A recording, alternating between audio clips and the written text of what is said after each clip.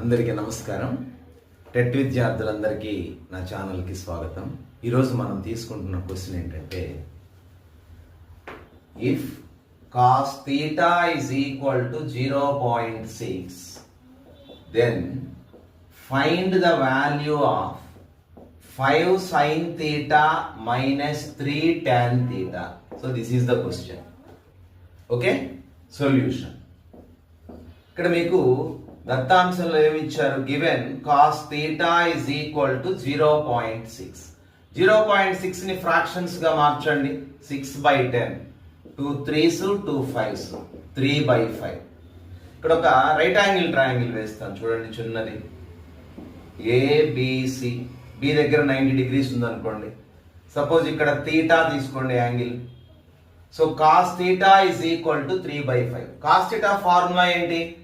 Side adjacent to theta by hypotenuse. కాబట్టి ఇది 3 అవుతుంది, ఇది 5 అవుతుంది.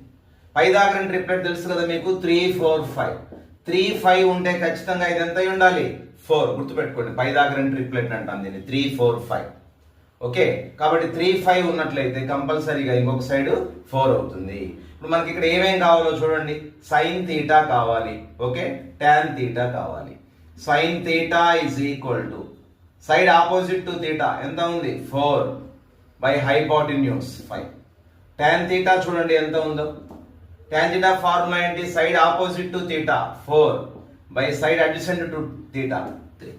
సో ఇక్కడ సైన్ థీటా తెలిసింది, టాన్ థీటా తెలిసింది. ఏం కనుక్కోవాలి మనం? 5 sine theta minus 3 tan theta that is equal to 5 into sine theta 4/5 minus 3 into tan theta 4/3. Okay, 5 5 cancel, 3 3 cancel. 4 minus 4 that is equal to 0. అర్థమైంది అనుకుంటాను. Thank you very much.